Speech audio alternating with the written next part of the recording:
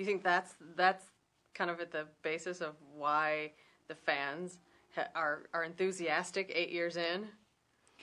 I think to keep people enthusiastic for 8 years takes a huge creative team. It takes, the writing staff and this whole vision of where they're going to go with it. They were able to extend it for that long because you get to see Clark grow up.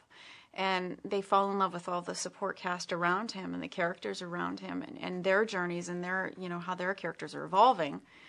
But it's really falling in love with Clark Kent and who wouldn't, right? I mean, so he's got all these fans after him, and these people want to know what's going to happen to Clark and when is he going to fall in love with Lois. So I think that it's a bit addictive for them. It's a bit like a drug, and I'm grateful because I get to keep working, so it's good.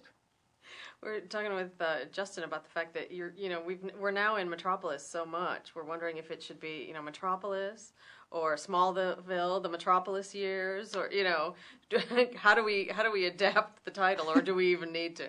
It's one of those things that I think because for anything to last 8 years, it has to transition a bit. So yeah, things have kind of moved into it being more centered in Metropolis and really around Clark coming into his own and everyone else as well, and Lois. And so there's been that talk. What is it really called now? Is it Smallville or Metropolis? And I mean, I still call him Smallville, so we can keep that in there. I think it's good for Clark's ego to have somebody kind of just go every once in a while.